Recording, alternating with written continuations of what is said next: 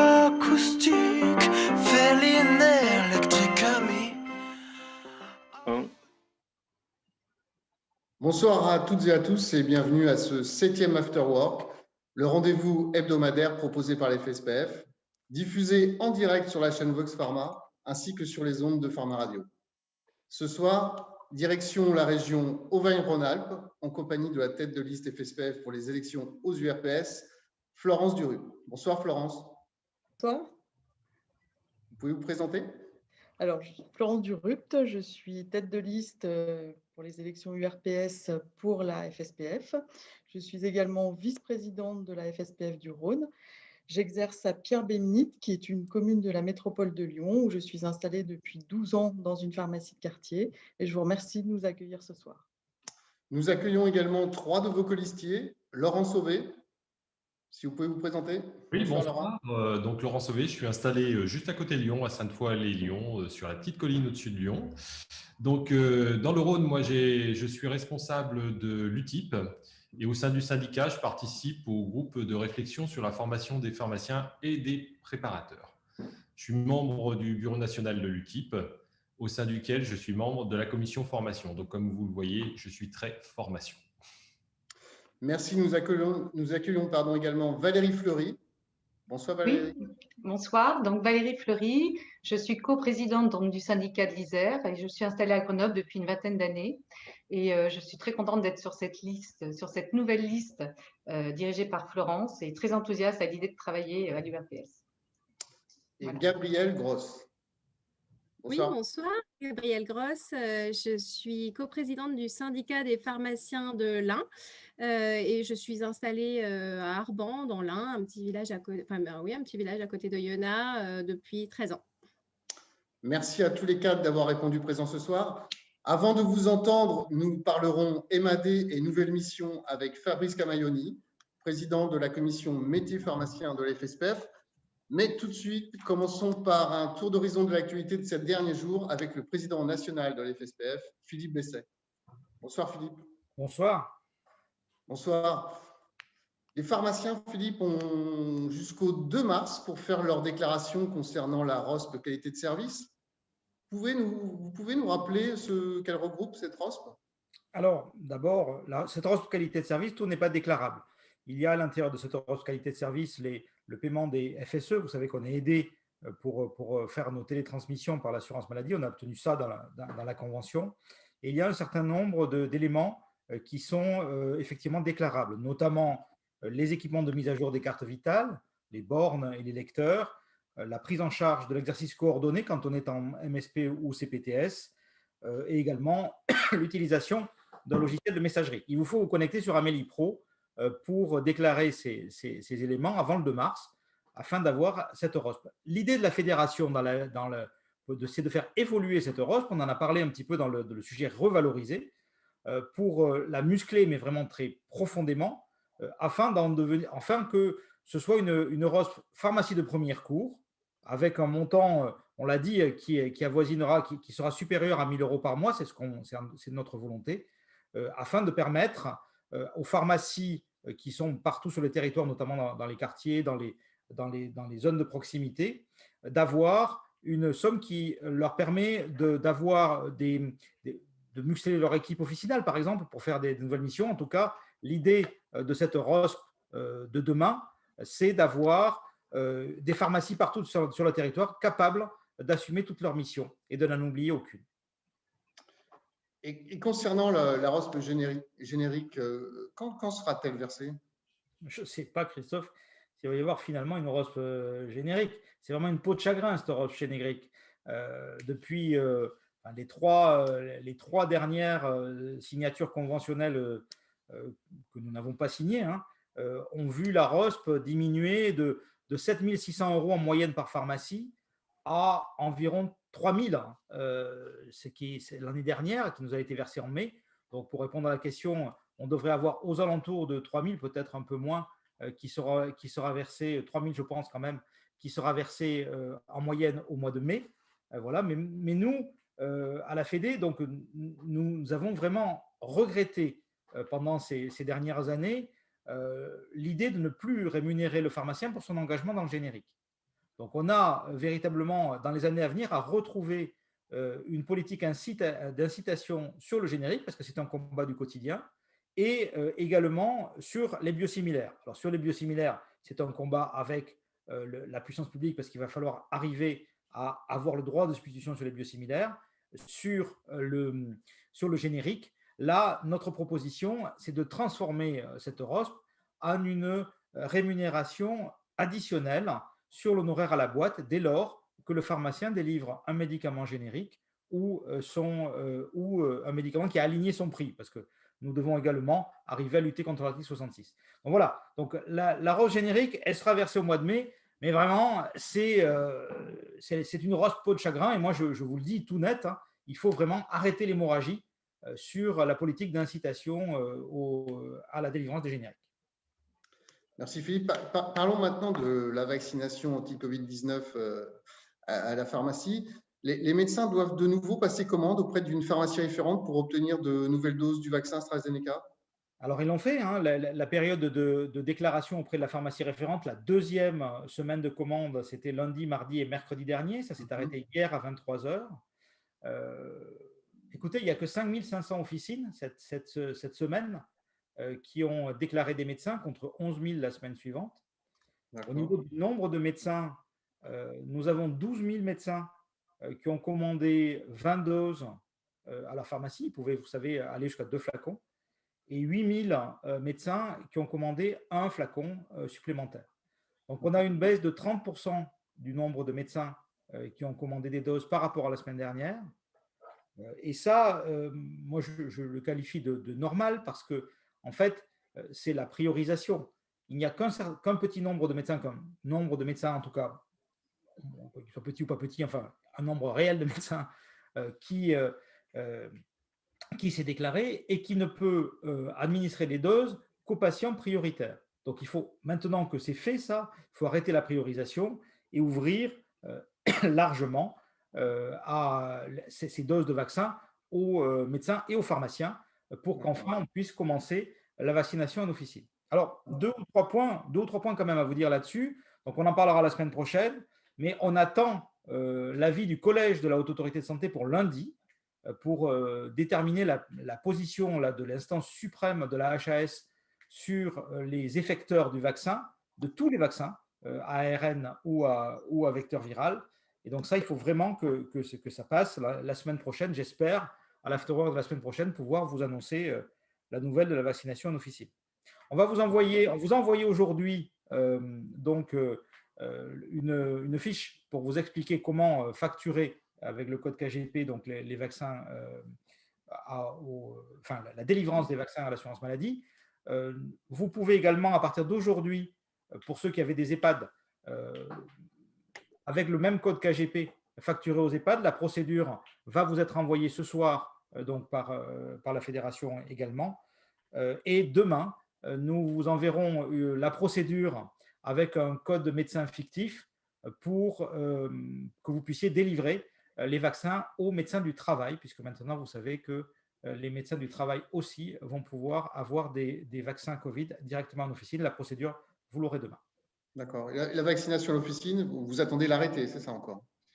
Par le pharmacien. On attend le texte réglementaire, oui. Et donc, comme je vous le dis, si ça va s'arrêter, quoi. On avait 30 000 médecins la semaine dernière, on en a 20 000 cette semaine. Bon, qu'est-ce qu'on fait? On arrête la vaccination? Bon, c'est pas l'idée, quoi, je crois. Hein. Donc, il est vraiment temps que le circuit se simplifie. En fait, qu'est-ce qu'il faut faire? Il faut mettre la tranche de population 50-64 ans avec AstraZeneca, la tranche de population avec Pfizer qui pour l'instant est dans les centres, et puis en mesure où on attend les doses, on fait en fonction de la prise de rendez-vous des gens, premier arrivé, premier réservé, premier vacciné. Il n'y a que cette méthode, hein. Il faut qu'on avance sur cette vaccination. Et en officine, c'est nous qui allons être qui sommes les mieux à même d'accueillir les patients. Et en ce qui concerne les tests de dépistage, avez-vous obtenu l'autorisation de réaliser un second prélèvement en cas de résultat positif à un test antigénique? Enfin, oui. Voilà, donc enfin, oui. Donc, nous allons là aussi communiquer, j'espère, demain. L'assurance maladie va envoyer son fameux mail Osmose et nous également.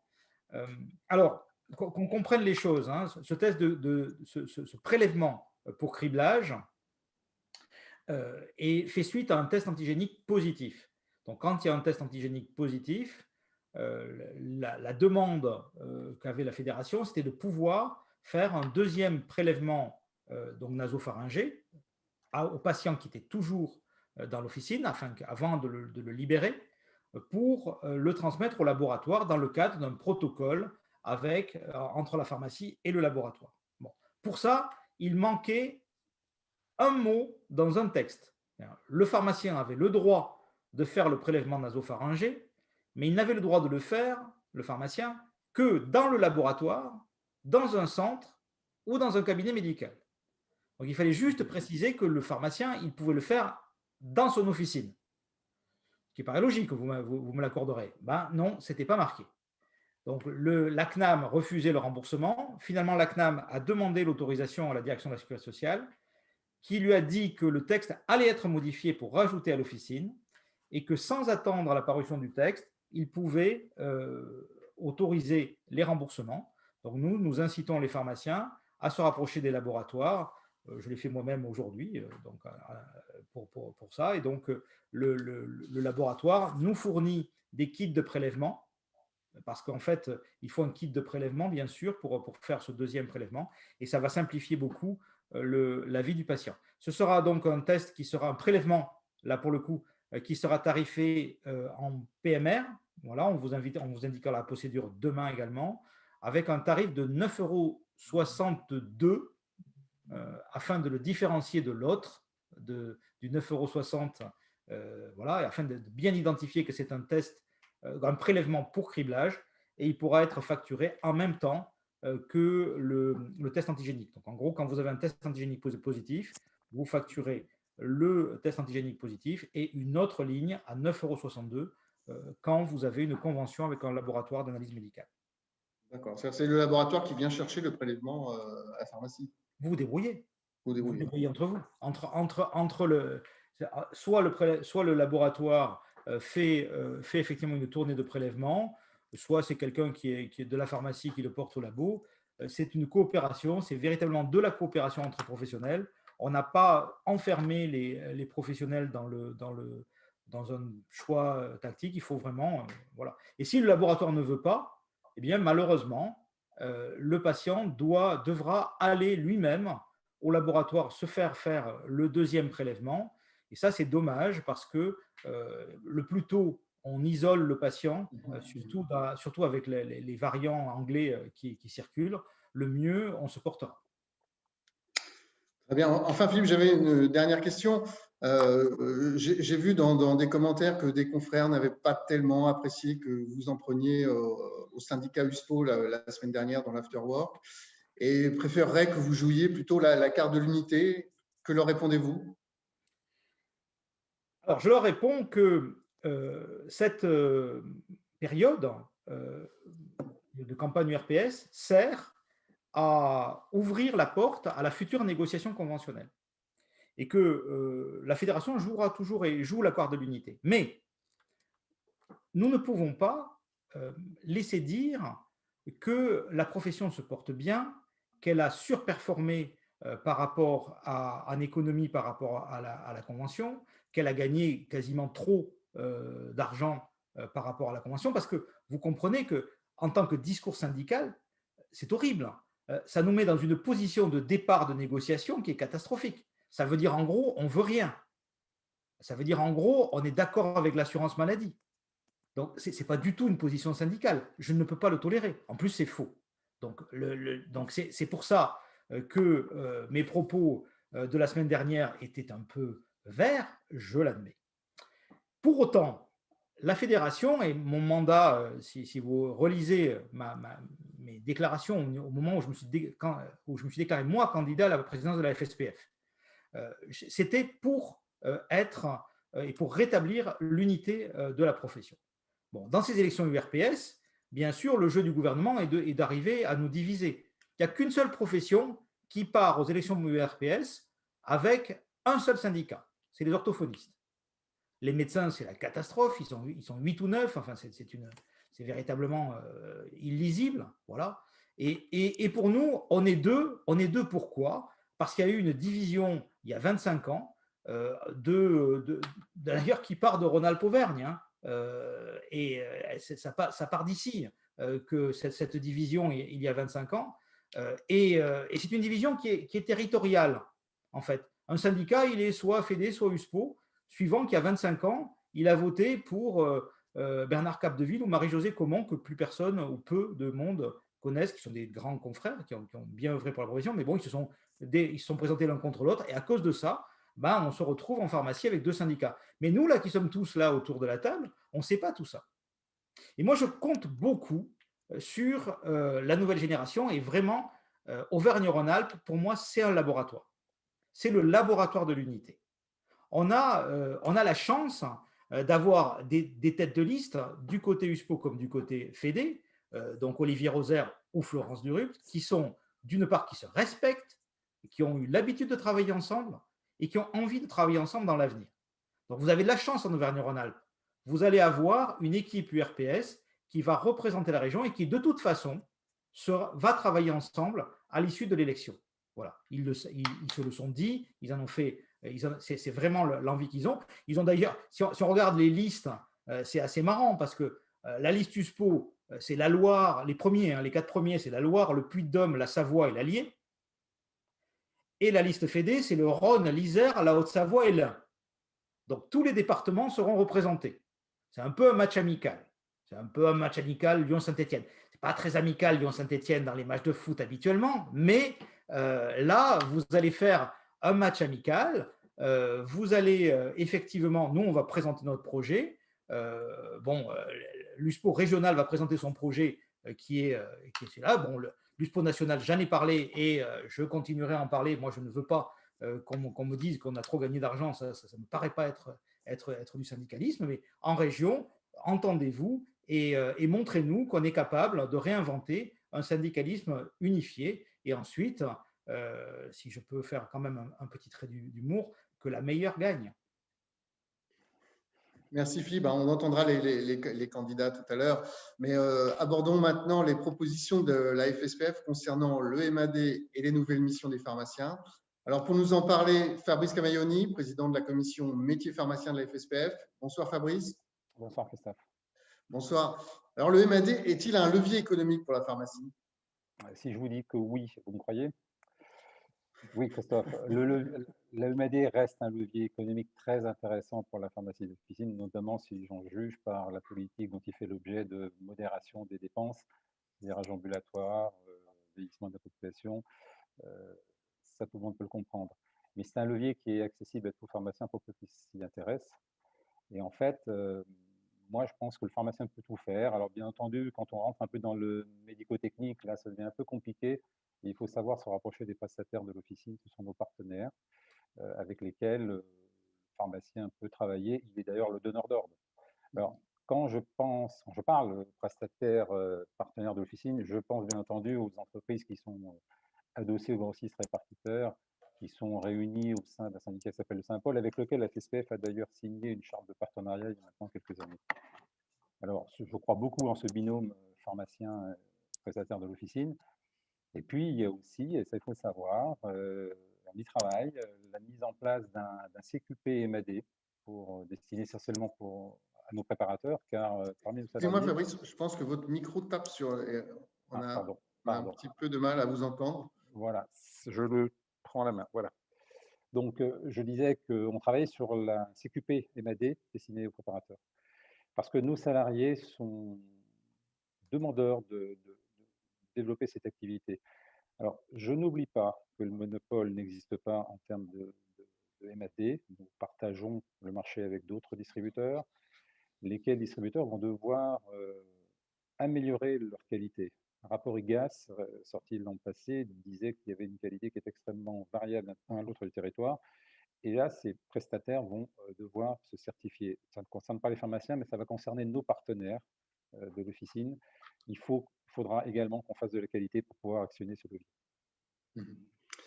Et au-delà du MAD, dans quel domaine voyez-vous évoluer les missions des pharmaciens? Alors, notre cœur de métier, ça reste la dispensation pharmaceutique. Dans la définition de la dispensation pharmaceutique, dans le Code de la santé publique, on parle de la PDA, cette sacro-sainte PDA qui a du mal à sortir. Il est temps, je pense que cette année doit être l'année qui verra sortir les bonnes pratiques et surtout qui sera encadrée avec une rémunération. Euh, on en a marre, enfin, nous les pharmaciens, de voir nos patients qui hésitent dans leur traitement. Il y a de la iatrogénie, il y a du mésusage, il y a de la non-observance. On a un véritable rôle en ambulatoire à remplir. Il faut absolument que ça se débloque.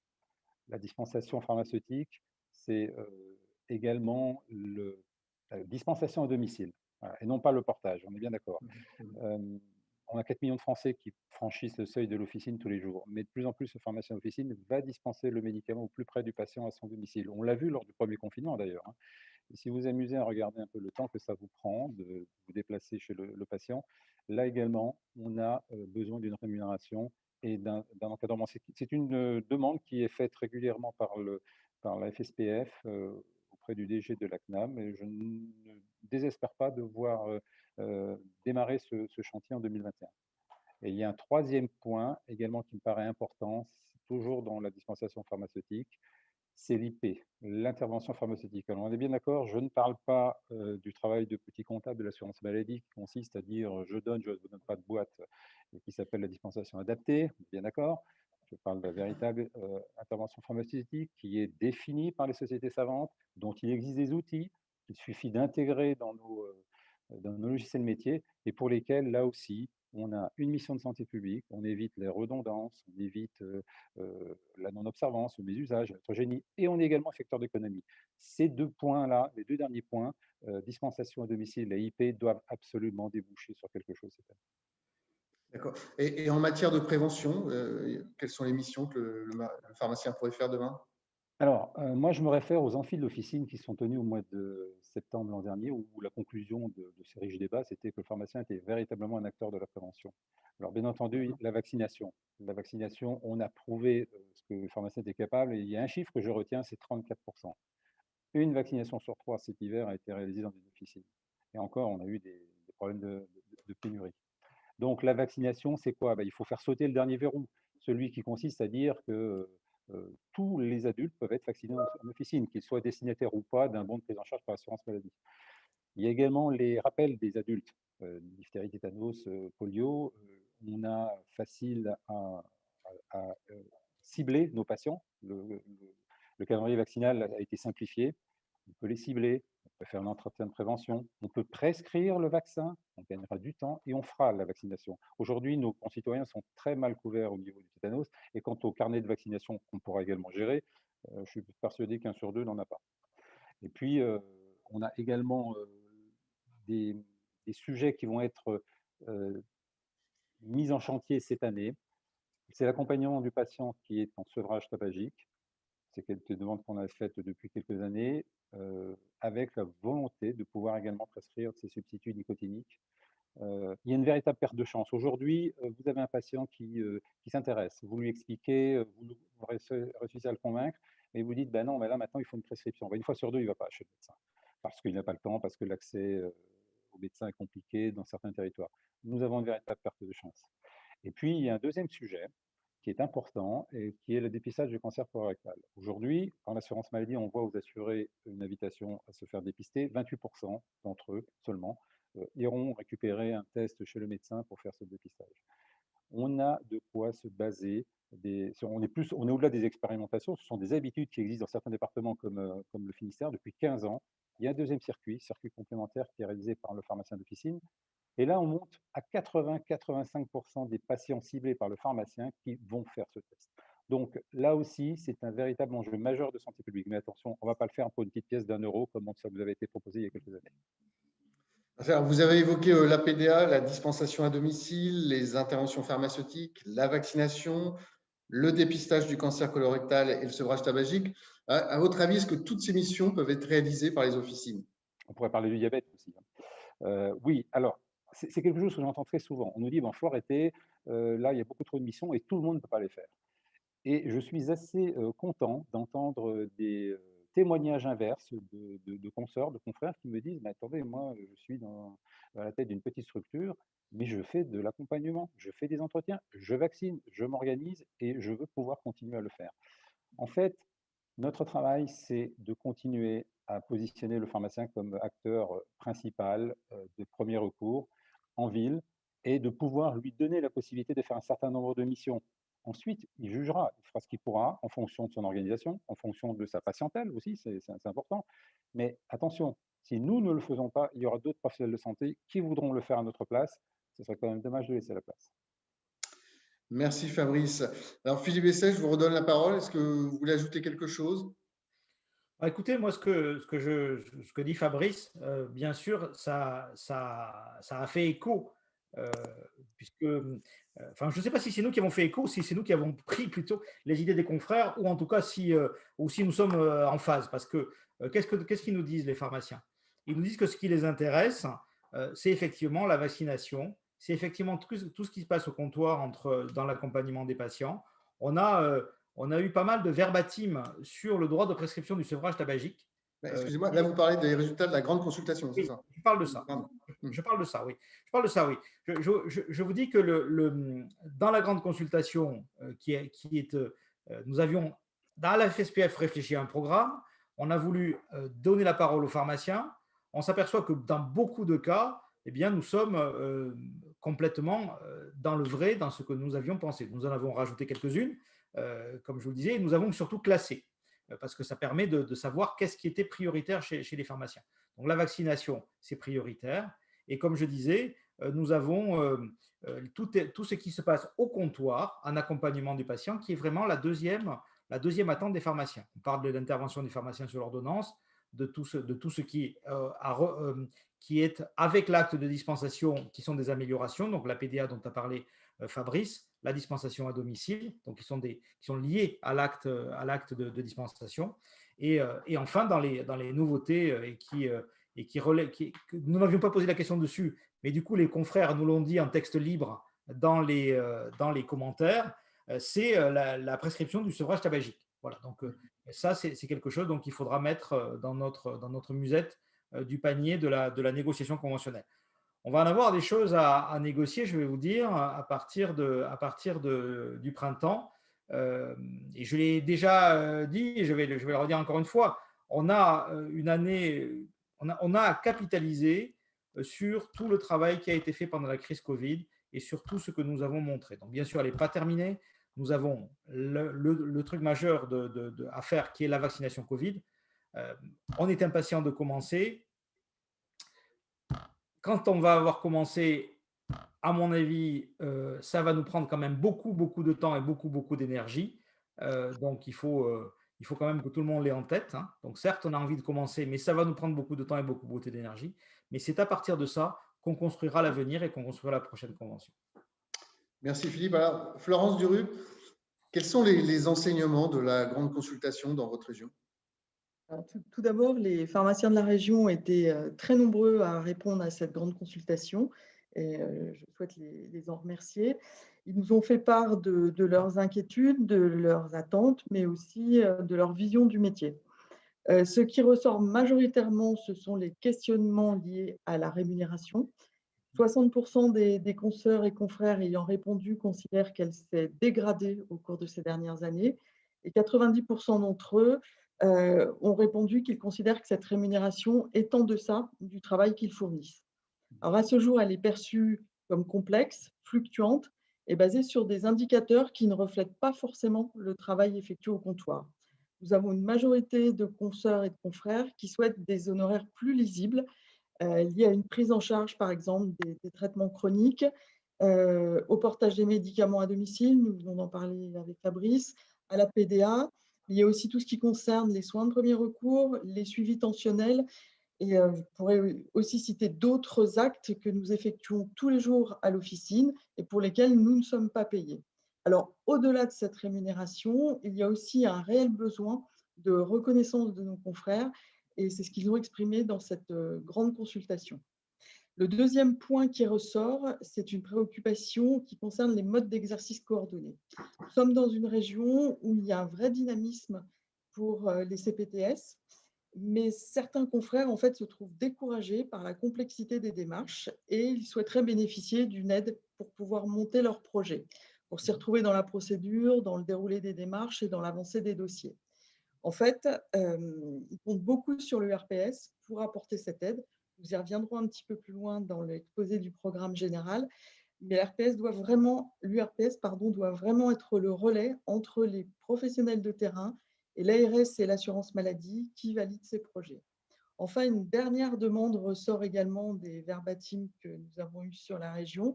Elle concerne les petites structures, justement, Fabrice en a parlé également, avec une demande d'aide spécifique pour les confrères qui, faute de moyens humains dans leurs officines, n'arrivent pas à mettre en place les nouvelles missions. Donc oui à la simplification, oui à la revalorisation, oui à plus de protection. C'est le programme national de la FSPF pour la prochaine convention avec l'État. C'est bien ce que nos confrères attendent, c'est ce qu'ils ont exprimé à travers cette grande consultation. Et à l'échelle régionale, c'est aussi le sens des actions que nous allons mener si nous sommes élus. Alors justement, quelles vont être vos priorités? Alors, tout d'abord, je vais vous dire un petit mot sur notre région. C'est une région qui est très vaste. Elle s'étend sur un territoire très diversifié qui comprend 12 départements, qui compte quasiment 8 millions d'habitants, avec des secteurs très urbains, notamment plusieurs grandes villes, mais aussi des endroits beaucoup plus ruraux. Et on retrouve bien entendu au sein des 2500 officines qui sont implantées toute cette diversité. Et ça, c'est aussi un défi pour la prochaine mandature URPS de répondre à cette diversité-là. Alors, j'ai l'honneur de conduire une liste qui est entièrement renouvelée, dynamique, motivée. Nous sommes 15 sur cette liste et j'en profite pour remercier tous mes colistiers ainsi que toute l'équipe de campagne qui nous suit depuis le début de cette élection. Et notre liste, justement, représente toute la diversité. Philippe en a un petit peu parlé au niveau des départements, mais nous sommes aussi très différents en termes d'implantation et de typologie d'officine. Et nous sommes au travail depuis déjà plusieurs mois pour vous proposer le programme que je vais vous exposer maintenant, qui est basé sur la proximité et l'engagement, le cœur de métier et l'interprofessionnalité. Donc la proximité, c'est vraiment utiliser la diversité de notre liste pour proposer des élus référents par secteur. Chaque territoire, en fait, aura un élu URPS référent et qui fera le relais entre les besoins, les spécificités du terrain et les solutions que l'URPS pourra proposer. L'engagement, c'est quelque chose qui nous est très important aussi, puisque chacun des futurs élus s'est engagé à signer ce que nous avons appelé la charte de l'élu, qui stipule que nous devrons assister à toutes les réunions, en tout cas un maximum de réunions de l'URPS, et assurer les missions qui nous seront confiées pendant toute la durée du mandat. Un mandat URPS, c'est 5 ans. Donc, proximité et engagement, ce sont nos deux priorités. Mais nous allons également soutenir le cœur de métier.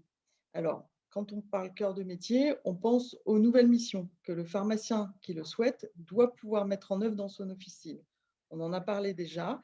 Nous souhaiterions proposer au sein du RPS, soit sous un mode de référentiel, soit sous un mode de fiche pratique, en fait, de manière simple, pratique et concrète, pour que les pharmaciens qui le souhaitent puissent s'approprier les nouvelles missions. Donc, on pense à entretien pharmaceutique, on pense à bilan de médication, qui pour l'instant sont assez peu utilisés par les pharmaciens, et c'est bien dommage parce que ça pose le pharmacien en spécialiste du médicament, ça renforce la relation de confiance que nous avons avec nos patients et ça constitue aussi une part de la rémunération de demain.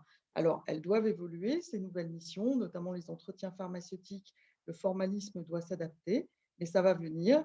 Et là encore, l'URPS devra être aux côtés des pharmaciens qui le souhaitent pour les mettre en place dans leurs officines. Ensuite, l'URPS, une de ses missions, c'est de proposer des projets expérimentaux, rémunérés là encore, qui mettent en valeur le savoir-faire et la compétence des pharmaciens. Ce sera aussi une de nos priorités. Et là, ça touche, on en a parlé aussi avec l'exposé de Fabrice Camaioni, à la santé publique, à la prévention ou au dépistage. Et enfin, nous souhaitons bien sûr encourager la formation continue, qui est indispensable à un exercice de qualité.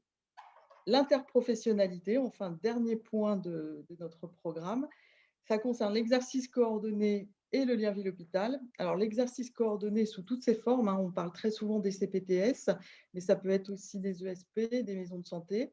On se rapproche du patient, on se rapproche des autres professionnels de santé qui l'entourent, on travaille ensemble, on est dans l'efficience du soin, où chacun peut faire valoir ses compétences. C'est pour ça que c'est très important pour l'exercice de demain. Et là, l'URPS doit aider activement tous les porteurs de projets, et je dirais que le travail doit même se faire en inter-URPS. Il me semble qu'une coordination est indispensable entre les différentes URPS d'une région pour rendre les démarches des porteurs de projets plus efficaces et surtout perdre moins de temps. À titre personnel, en tant que porteur de projet pour la constitution d'une CPTS sur mon secteur, j'ai été appelée à plusieurs reprises par toutes les URPS, médecins, infirmiers, kinés, pour donner les mêmes informations à des personnes différentes et sur des temps différents. Ça, c'est vraiment une perte de temps, c'est un manque d'efficacité et les URPS doivent se coordonner pour gagner en efficacité. Enfin, le lien ville-hôpital, là, c'est quelque chose dont on parle très souvent, mais qu'il faut vraiment réussir à créer pour donner aux pharmaciens toute sa place dans le parcours de soins et notamment au décours des sorties hospitalières. On en a parlé aussi tout à l'heure avec Fabrice Camailloni. Notre région abrite 4 CHU, de nombreux hôpitaux régionaux, locaux, et ce sont autant d'occasions de se rapprocher de nos confrères hospitaliers, des services de soins et des centres de compétences qui rayonnent sur toute la région. Là encore, l'URPS doit être facilitateur des actions menées sur le terrain et qui doivent rejoindre d'ailleurs le champ de l'exercice coordonné. Et nous avons en région Rhône-Alpes un outil numérique qui permet des échanges sécurisés entre professionnels de santé, qui s'appelle Mon Cisra, et sur lequel on doit s'appuyer, qui doit servir à développer ce lien. Donc, je vais maintenant laisser la parole à mes 3 colistiers qui vont faire un focus sur chacun de ces points du programme. On va commencer par Monsieur Sauvé, par Laurent Sauvé, qui lui, je crois, veut faire un focus sur la formation continue. Tout à fait. Donc, comme je vous l'ai dit en me présentant, donc, je suis très impliqué dans la formation et j'ai à cœur de développer les compétences des pharmaciens et des équipes officinales. Je reviendrai brièvement sur la loi HPST qui a permis de replacer le pharmacien au cœur du parcours de soins du patient en lui donnant de nombreuses missions. Pour pouvoir réaliser ces missions, il est nécessaire pour tous de se former pour monter en compétences, car sans formation, il est impossible de mener à bien les missions qui nous sont confiées. Il est vrai que les conditions économiques actuelles de l'officine font qu'il n'y a plus pléthore de personnel dans les structures et il est bien souvent difficile de se former ou de mettre en place l'ensemble des missions au sein des équipes. Nous n'avons pas le pouvoir de cloner nos équipes, malheureusement. À ce titre, je pense que les élus URPS doivent mettre en place des moyens permettant aux pharmaciens de mener à bien les missions prioritaires, la formation en faisant partie. Donc, nous avons réfléchi à travailler sur différents supports, vidéos, visioconférences, soirées, permettant de donner des informations pratiques pour l'exercice officinal. Ainsi, nous faciliterons l'implication de l'ensemble de l'équipe dans ces nouvelles missions, tout en fluidifiant l'organisation au sein de l'officine. Bien sûr, nous ne sommes pas là au niveau de l'URPS pour se substituer aux organismes de formation. L'URPS doit transmettre une information, je dirais, digérée et synthétique à l'ensemble des pharmaciens et inciter les pharmaciens qui le souhaitent à mettre en place les nouvelles missions. Je pourrais illustrer mon propos, par exemple, en prenant un sujet d'actualité, la délivrance des vaccins AstraZeneca sur notre région Rhône-Alpes et la prochaine vaccination par les pharmaciens, ça nous l'attendons. Donc, au 17 février, sur la région Rhône-Alpes, seuls 52% des pharmaciens ont commandé des vaccins, avec une variable de 40% sur l'Allier et 50% sur l'Ardèche et l'Isère. Ça correspond à une demande de 47% des médecins généralistes, 40% pour le Rhône et 60% sur le Cantal. Une moyenne de 2,5 flacons de doses vaccinales dispensées par chaque pharmacie. Devant l'urgence sanitaire, il me semble que ces demandes ne sont malheureusement pas assez nombreuses. Et Philippe Bisset en a parlé tout à l'heure. La démarche est complexe et les médecins généralistes font face à une organisation lourde qui perturbe le fonctionnement de leur cabinet. En plus, en région Rhône-Alpes, là, on est en période de vacances scolaires, ce qui, à mon avis, ne simplifie pas les choses. Prochainement, je l'espère, nous pourrons vacciner nos patients et participer activement à cette campagne. Tous les pharmaciens formés à la vaccination peuvent y participer. Toutefois, la particularité du flacon multidose peut perturber certains de nos confrères et une petite formation pratique me semble nécessaire pour conforter chacun dans sa pratique officinale. Donc, lorsque les pharmaciens seront habilités à vacciner contre la Covid-19 et en s'appuyant sur le maillage territorial, il faudra trouver rapidement des formations synthétiques adaptées pour pouvoir conforter tout le monde. Et à mon sens, c'est un des rôles de l'URPS qui constitue une de nos priorités si nous sommes élus. Permettre l'accès à ces formations continues, voire les mettre en place avec un support, un créneau horaire adapté à chacun. Voilà ce que j'avais à dire. Merci Laurent Sauvé. Je vais passer la parole maintenant à Valérie Fleury. Je crois que vous voulez faire un petit point sur les pharmacies de montagne. Tout à fait. En fait, donc les 3 thèmes, c'était donc revaloriser, c'était protéger, et puis c'était donc simplifier. Donc nous avons notre typiquement en Auvergne-Rhône-Alpes, nous avons donc le thème protégé qui a été autour des pharmacies de montagne et des stations de ski. Donc ça a pris tout son sens car nous avons environ 50 à 60 pharmacies de montagne qui donc ont été gravement impactées par la crise sanitaire. Donc au mois de mars déjà avec mars 2020, donc une saison qui s'est carrément stoppée et puis une saison en fait en 2021 qui n'a jamais vraiment redémarré. Donc, ces pharmacies ont certaines caractéristiques, c'est qu'en fait, elles sont ouvertes toute l'année pour assurer un service maximal à la population, mais en fait, c'est grâce à leurs 5 mois d'hiver qu'elles peuvent être ouvertes toute l'année. Donc, évidemment, quand il n'y a pas de mois d'hiver, ça devient compliqué pour le reste de l'année, vous le comprenez bien. Ensuite, elles sont ouvertes 7 jours sur 7 parce qu'elles assurent donc un service optimal avec, par exemple, un appareillage orthopédique pour les accidents de ski, mais elles assurent aussi tout ce qui est mission classique des pharmacies. Et donc, à ce titre, en fait, elles contribuent au désengorgement des hôpitaux. Voilà. Elles contribuent aussi au maintien des cabinets médicaux et des cabinets paramédicaux, donc les kinés. On imagine mal un cabinet médical ou un cabinet de kiné sans un appareillage orthopédique à proximité. Donc, si vous voulez, tout ça fait qu'en fait, toutes leurs actions font qu'elles participent en fait à la pérennité des stations de ski en France. Et par leur présence, ces stations de ski peuvent avoir en fait ce label touristique, ce qui est très important. Donc, cela illustre une fois de plus le rôle social et économique en fait des officines en France. Alors, certaines pharmacies sont vraiment en grande difficulté, certains pharmaciens sont dans une grande détresse morale et donc le pire pour eux serait une fermeture administrative car il faut savoir que ces pharmacies en fait ont été créées dans les années 70 par dérogation avec des villages qui généralement avaient moins de 2500 habitants. Donc, en cas de fermeture, avec la loi réseau actuelle, on ne pourra pas les réouvrir. Voilà, donc ça, c'est vraiment un risque de nouveaux déserts médicaux. Voilà. Donc, les actions menées donc par la FSPF, nous avons été donc alertés très très rapidement donc par ces pharmacies. Nous avons relayé au niveau départemental, régional, au niveau national. Je dirais qu'en fait tout le monde s'est mobilisé, l'ordre des pharmaciens s'est mobilisé, les syndicats, la région pour accompagner en fait ces pharmaciens donc dans les différentes réunions. Et vous imaginez qu'elles ont été nombreuses. Alors, quels sont les résultats en fait de toutes ces réunions? Au jour d'aujourd'hui, en fait, une aide par la CAVP a été octroyée. La région est en train de finaliser un prêt à taux zéro pour les pharmacies avec en fait un remboursement sur plusieurs années sans caution.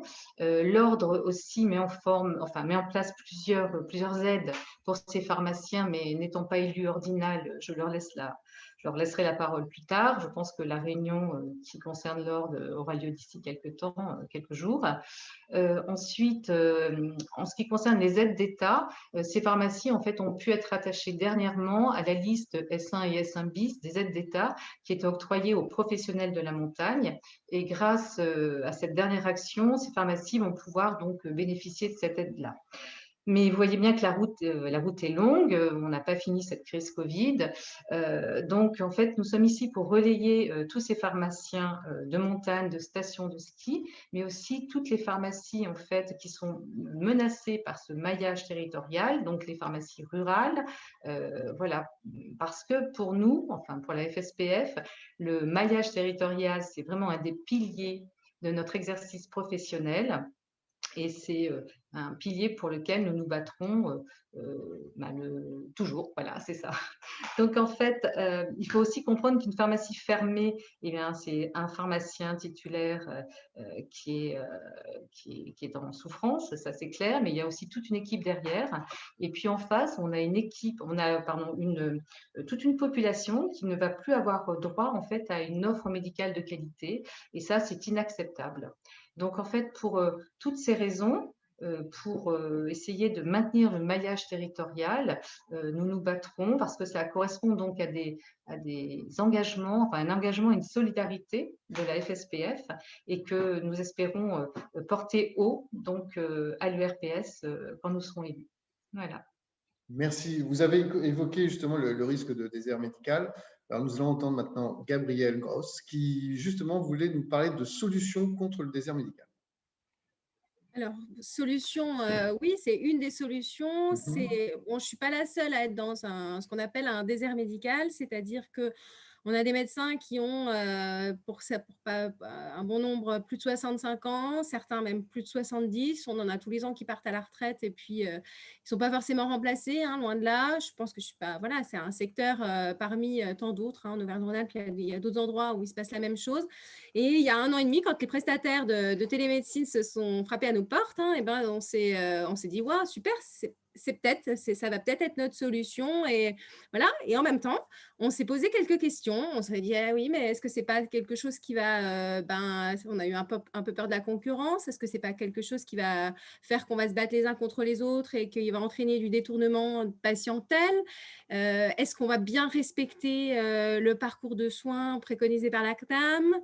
Quel va en être le coût? Est-ce que c'est à nous de le financer en plus? Comment vont prendre nos médecins locaux? Comment est-ce qu'ils ne vont pas être vexés? Ça va être un peu délicat. Est-ce que je vais avoir la place de le mettre en place et le temps? Et voilà, donc on s'est posé ces questions, et puis en même temps, on a échangé entre nous, et puis on s'est dit, ben ouais, en fait, on est un peu tous tentés, puis en même temps, on ne veut pas arriver à des dérives. Et du coup, on a établi, nous, ensemble, un cahier des charges pour que finalement, le télésoin rende service aux patients pour accéder aux médecins plus facilement, mais que cela ne soit pas un argument publicitaire qui attise la concurrence entre les pharmaciens.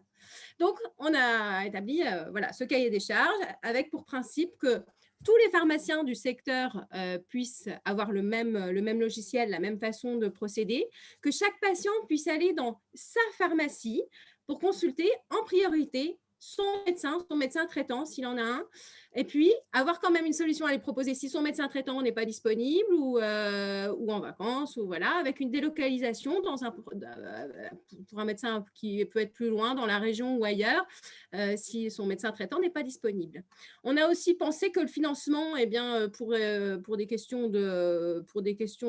éviter le conflit d'intérêts, voilà, ça devait être porté par les collectivités locales.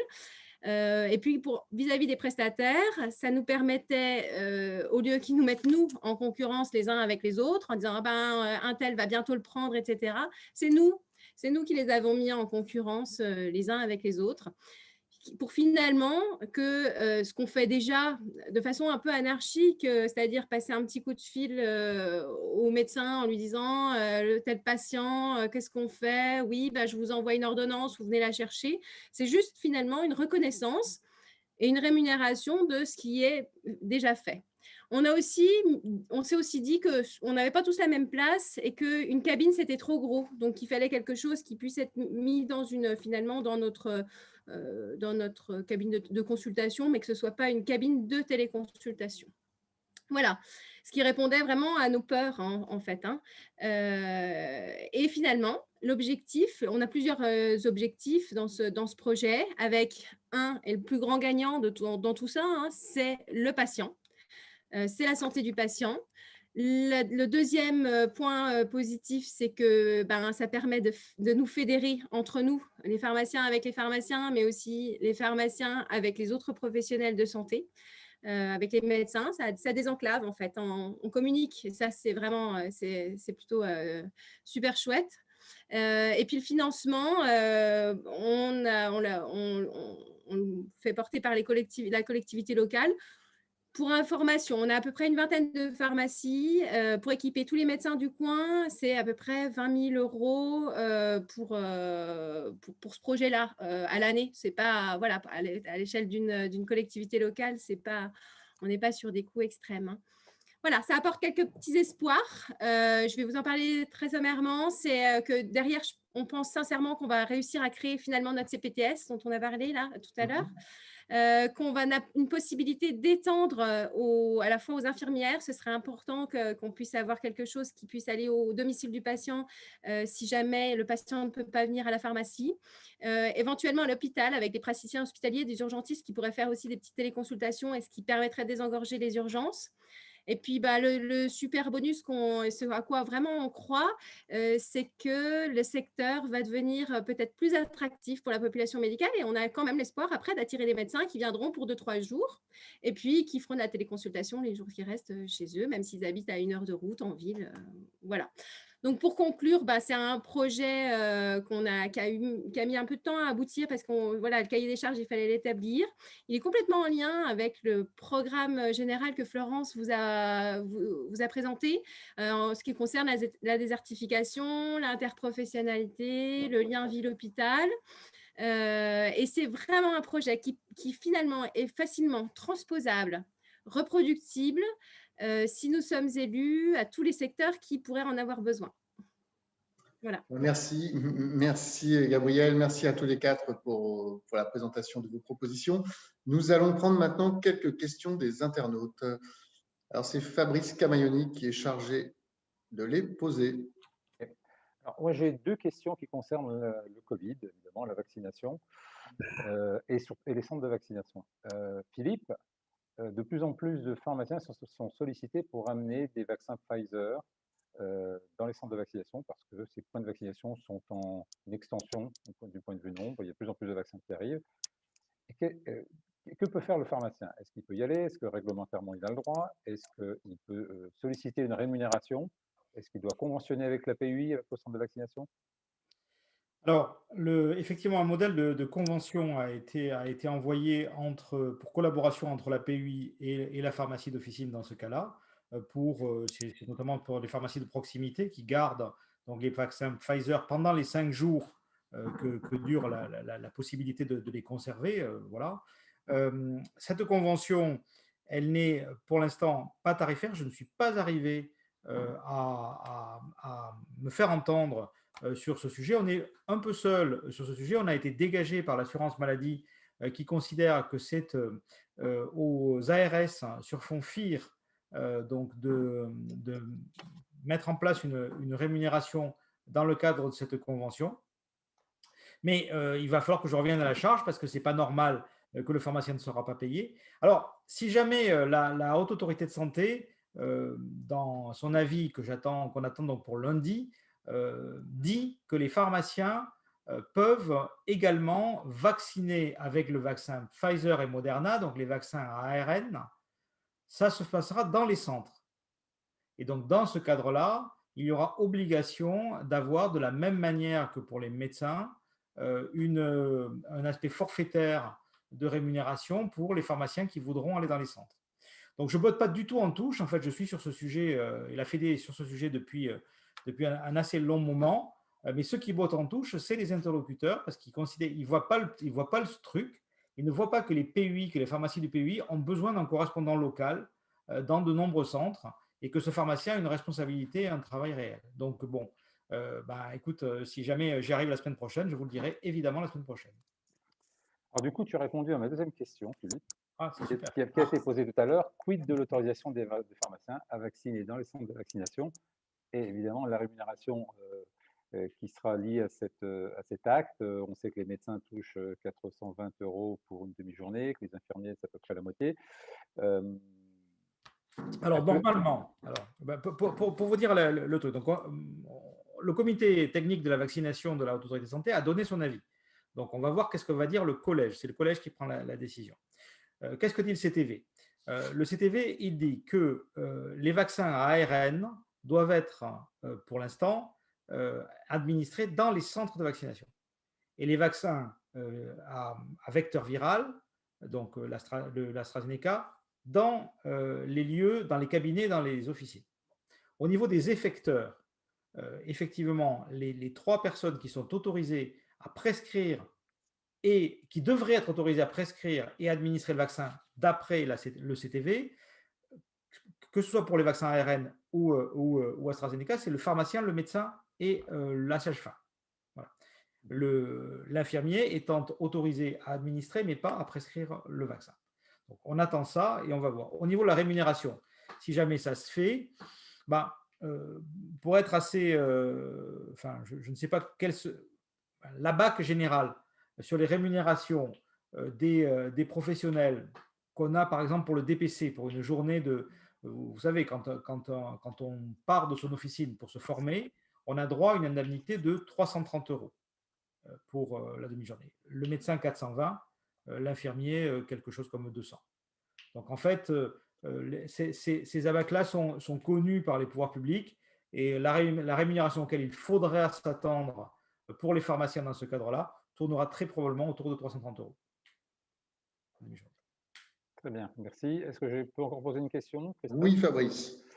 Alors, ça concerne nos préparateurs. Ils ont été très moteurs dans la mise en place des tests antigéniques dans de nombreuses pharmacies, prélèvent. Et la question qui revient souvent est de savoir, est-ce qu'il serait opportun d'élargir leur champ de compétences? Alors, on a parlé des entretiens, d'accompagnement, mais on parle aussi de la vaccination. Quel est le positionnement de la FSPF sur ce point? La FSPF est moteur. Tout ça, ça passe par l'évolution du diplôme. Et tout ça, ça passe par la diplomation et par la formation. En fait, les actes et les missions sont liés à la formation.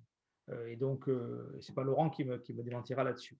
Donc là, on a à la fédération, on est très moteur, on l'a dit la semaine dernière, sur la réforme des études de préparateurs pour les porter à un niveau licence pro, c'est-à-dire à un niveau universitaire, qui permettrait de faire évoluer le métier.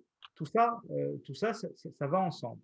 Donc oui, moi je suis favorable à ce que les préparateurs qui sont dans l'équipe officinale, la deuxième partie, le deuxième pilier de l'équipe officinale, évoluent également dans leur mission. Ça passe par la formation. On ne peut pas continuer à avoir dans l'officine, vu l'ampleur que prennent les tâches et les missions de santé publique, des jeunes qui arrivent avec un niveau bac et qui repartent avec un niveau bac.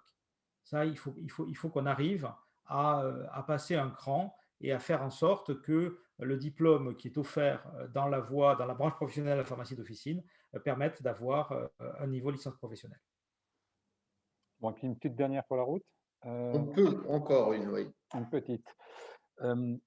Pour ce qui concerne la livraison des vaccins Pfizer dans les EHPAD, on était parti sur 3 livraisons. Je rappelle, hein, première injection, un rappel lors de deuxième livraison, et puis les patients remords. Et là, on va arriver au rappel des patients remords. Est-il prévu une 4e, voire une 5e livraison, sachant que des résidents intègrent des EHPAD entre-temps et n'ont pas été vaccinés?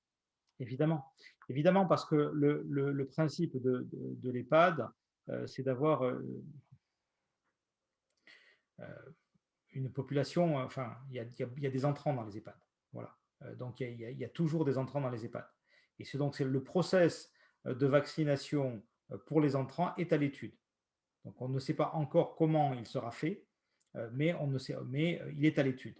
Donc, les process de livraison, on va dire, one shot, en une seule fois, des vaccins Pfizer en provenance donc, du fameux circuit 1 avec les pharmaciens qui s'impliquent pour savoir combien il y a de personnes à vacciner, etc. Ça, il n'y a que 3 livraisons. Ça, c'est sûr.